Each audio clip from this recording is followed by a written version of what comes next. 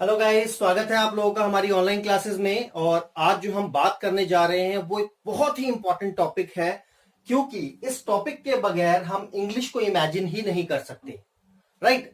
Example मैं देना चाहता हूं, और जो टॉपिक आपके सामने दिखाई दे रहा है आप लोगों को, वो टॉपिक क्या है हमारे पास? वर्ब, जिसको हिंदी में शायद अगर आप में से कुछ बच्चे हमारे पास यूपी या कई और स्टेट से भी देख रहे हैं, अगर हिंदी में आपने पढ़ा हुआ है तो क्रिया के नाम से पढ़ा हुआ है।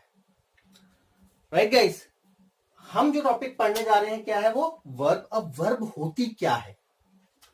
वर्ब होते हैं basically action words. Action words का मतलब हम और आप अपने रोजमर्रा के जीवन में, डे टू डे लाइफ के अंदर जो कुछ भी करते हैं, सुबह उठने से लेकर के सोने तक, जगना, आना जाना, खाना पीना, anything which can be done by an organism, यानी कि जीव जो कुछ भी एक्टिविटी करता है, उन सभी एक्टिविटी को आइडेंटिफाई करने के लिए हम किन शब्दों का प्रयोग करते हैं? वर्ब का। यहाँ पे एग्जांपल देख सकते हैं, ये कोई पर्सन है, जो पर्सन के नाम होते हैं, फॉर एग्जांपल मैंने यहाँ वर्ड लिख लिया जॉन। जो नाम होते हैं दे आर कॉल्ड नाउन, ठीक है ना। तो ये जितनी भी एक्टिविटी है, फॉर एग्जांपल जॉन अगर खाता है, खेलता है, भागता है, लिखता है, कुछ भी, ये सारे के सारे वर्ड्स क्या कहलाएंगे हमारे पास? वर्ब। अब मैंने ऐसा क्यों कहा कि वर्ब बहुत ही इंपॉर्टेंट टॉपिक है? उसका रीजन है, हम जब एक सेंटेंस बनाते हैं, एक जो बेसिक सेंटेंस की स्ट्रक्चर होती है, उस बेसिक सेंटेंस के अंदर we can see three things: subject, verb and object. एक बेसिक सेंटेंस के अंदर तीन चीजें होती हैं। एक सब्जेक्ट, जिसका मतलब होता है डूअर। डूअर का मतलब होता है वो व्यक्ति जो काम करता है। Object is the receiver of the action, इस एक्शन को रिसीव करने वाला पर्सन। और जो वर्ब होती है वो इंडिकेट करती है किसको? एक्शन को। तो ये जो तीन चीजें जो बेसिक आपने देखी हैं सेंटेंस के अंदर, तो हमारा जो सेंटेंस है वो इन तीन चीजों से बनता है जो हमें दिखाई दे रहा है। बट अगर आप चाहें तो सेंटेंस बिना सब्जेक्ट के भी बन सकता है, सेंटेंस बिना ऑब्जेक्ट के भी बन सकता है, और अगर आप चाहें तो सेंटेंस बिना सब्जेक्ट और बिना ऑब्जेक्ट के भी बन सकता है। एग्जाम्पल के तौर पे मैंने लिखा जॉन प्लेज कैरम। मैंने एक सिंपल सा सेंटेंस लिखा है, जॉन प्लेज कैरम। अगर हम लिखना चाहें तो हम ये भी लिख सकते हैं कि प्ले कैरम, या फिर मैं ऐसे भी लिख सकता हूं जॉन प्लेज, और सिंपल सेंटेंस में लिखना चाहूं तो प्ले भी लिख सकता हूं। ये सारे के सारे सेंटेंस जो है वो एकदम ठीक हैं। आप लोगों ने मेरी एक और वीडियो देखी है इससे पहले, जिसमें मैंने काइंड्स ऑफ सेंटेंसेस के बारे में बात की है। तो ऐसे सेंटेंसेस जिसमें सब्जेक्ट नहीं होता है और जो वर्ब से स्टार्ट होते हैं, उनको कहा जाता है इंपेरेटिव सेंटेंस। राइट गाइस, और आगे के बारे में अभी हम देखेंगे। तो आई होप आपको समझ आ गया है कि वर्ब कितना इंपॉर्टेंट सेक्शन है। और ये जो मैं वीडियो बनाने जा रहा हूं, ये जो वीडियो में आप देख रहे हैं, इस वीडियो में हम पूरे इंग्लिश के अंदर कितने तरह की वर्ब्स होती हैं, आपस में क्या डिफरेंस होता है, उन सभी चीजों के बारे में बात करने वाले हैं। राइट। तो हमने ये सीखा कि वर्ब होती क्या है। उसके बाद हम बात करेंगे कि वर्ब जो होती है लैंग्वेज के अंदर, वो दो पार्ट में डिवाइडेड है। पहला पार्ट है हमारे पास फाइनाइट वर्ब, और दूसरा पार्ट है हमारे पास नॉन फाइनाइट वर्ब। ये जो नॉन फाइनाइट वर्ब है, इसको कई बार हम इनफाइनाइट वर्ब के नाम से भी पढ़ते हैं। आई होप समझ आ रहा है आप लोगों को। वर्ब दो तरह से डिवाइड होती है, फाइनाइट वर्ब और नॉन फाइनाइट वर्ब। अब ये फाइनाइट वर्ब होती क्या है? ध्यान से देखिए, फाइनाइट वर्ब वो वर्ब होती है जो अपने पर्सन, अपने नंबर या फिर टाइम टेंस के अकॉर्डिंग चेंज हो जाती है।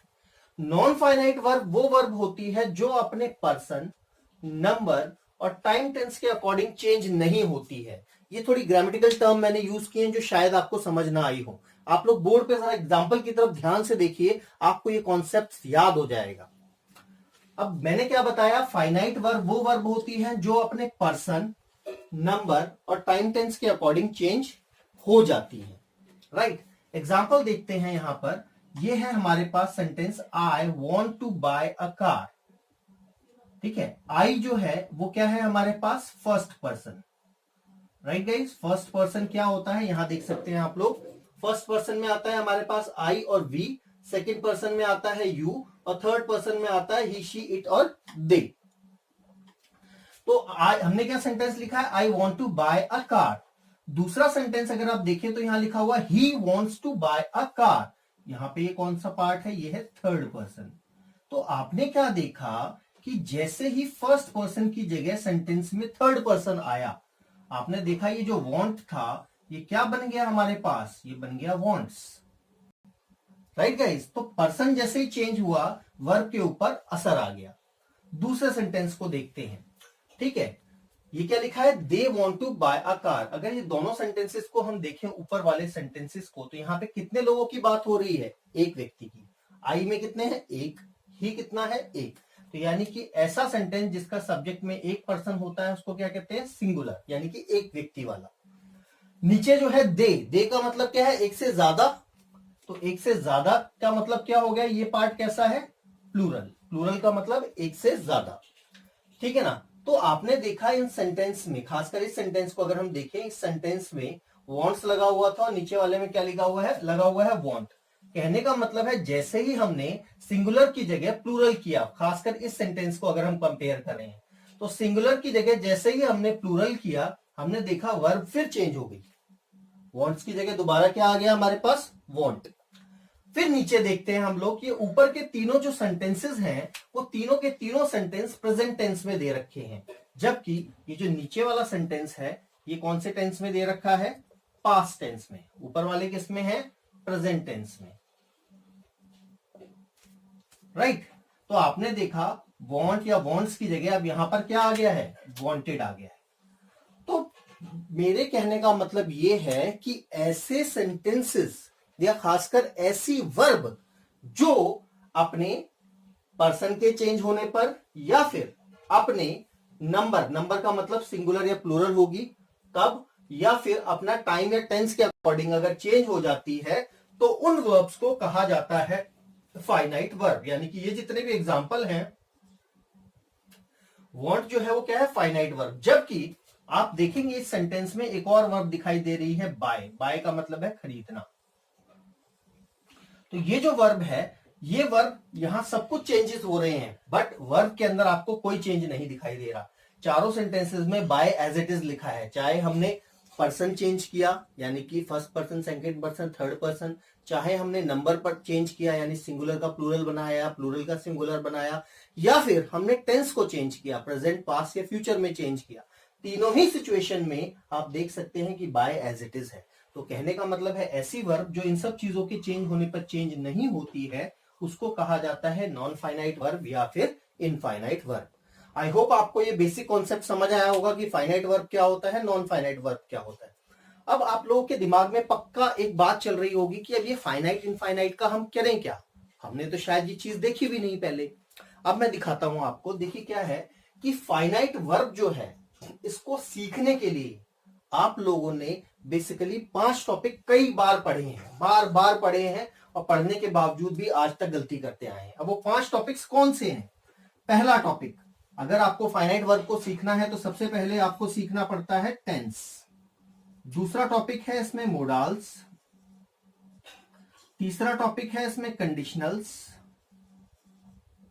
ठीक है, चौथा टॉपिक है इसमें active and passive voice,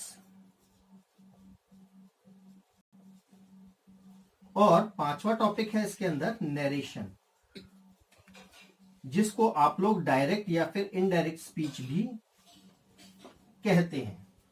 right guys, तो मैंने क्या कहा, आपने फाइनाइट वर्ब आपने डायरेक्ट नहीं शायद सुना होगा, बट ये टॉपिक आपने कई बार पढ़े हैं, शायद बचपन से पढ़ते आए हैं, उसके बावजूद भी आज तक प्रॉब्लम है। उसका रीजन क्या है कि जो आपने पढ़ा है उसके लिंक टूटे हुए हैं बीच में। ठीक है, आई प्रॉमिस यू कि जिस फ्लो में हम पढ़ रहे हैं, अगर आप उस फ्लो को फॉलो कर रहे हैं, आप उसी चीजों को अकॉर्डिंगली देख रहे हैं, तो आपको लैंग्वेज के अंदर कोई प्रॉब्लम नहीं आएगी। आप हर तरह के क्वेश्चन सॉल्व कर पाएंगे।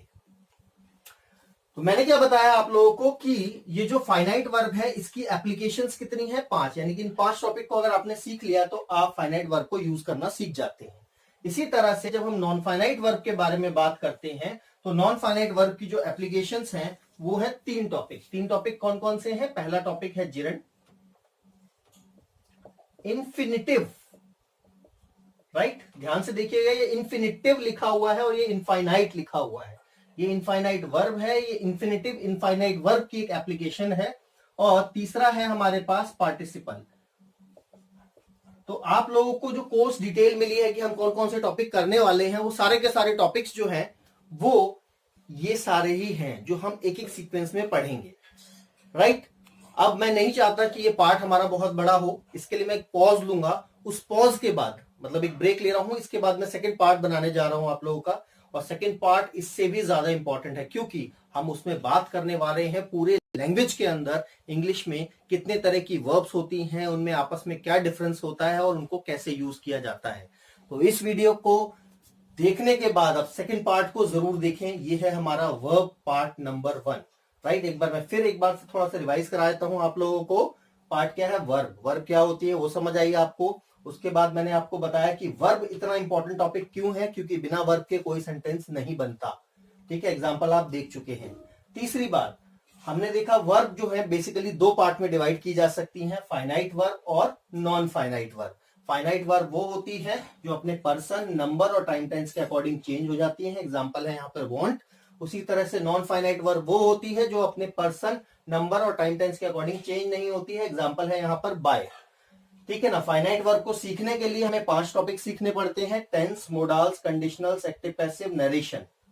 और नॉन फाइनाइट वर्ब को सीखने के लिए हमें सीखना पड़ता है जिरंड, इंफिनिटिव और पार्टिसिपल।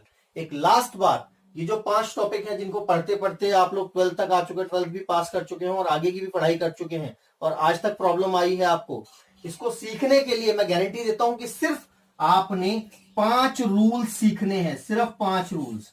उन्हीं 5 रूल के ऊपर ये सारे टॉपिक सॉल्व हो जाएंगे जो मैं आपको अगली वीडियो में बताने वाला हूं। राइट गाइस, आई होप आपको इतना समझ आया होगा। See you in the next video, till then जय हिंद, बाय बाय।